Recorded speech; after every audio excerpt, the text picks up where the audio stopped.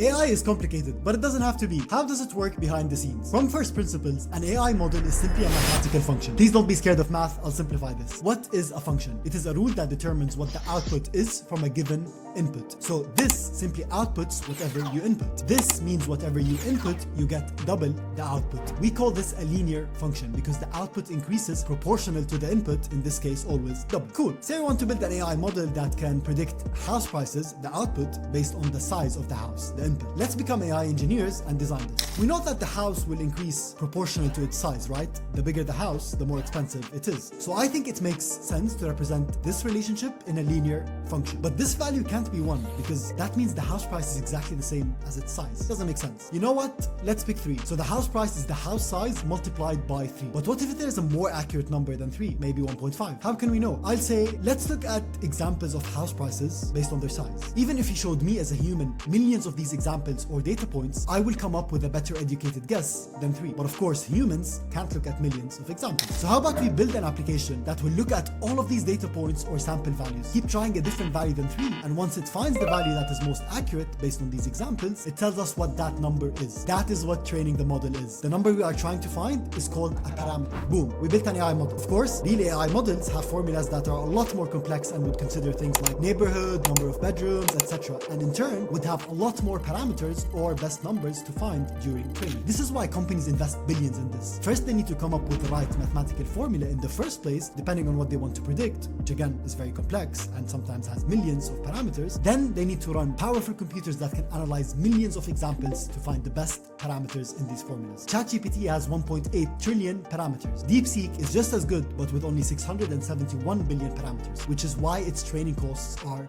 lower. So now, when someone says training an AI model is expensive, now you can show off with this knowledge.